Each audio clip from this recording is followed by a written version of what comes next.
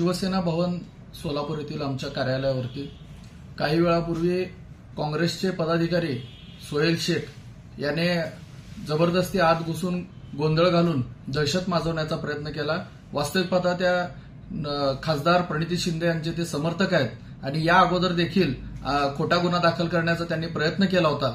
त्यानंतर त्यांनी पोलिसांनी या ठिकाणी येऊन त्याचा गोंधळ थांबवण्याचा प्रयत्न केला असता त्यांनी पोलिसांवर देखील चुकीच्या पद्धतीनं हल्ला करण्याचा प्रयत्न केला आणि या ठिकाणी अगोदरही आम्ही पोलिसांना सांगितलेलं होतं की या पद्धतीचं गोंधळ हे या अगोदर देखील घालण्याचा प्रयत्न झाला होता आणि हे आता परत एकदा झालेलं आहे। त्यामुळं काँग्रेसचे खासदार यांनी हे जाणून बुजून हे कृत्य करायला लावत आहेत। नेमका वाद काय होता आणि कशामुळे हा संघर्ष निर्माण झाला?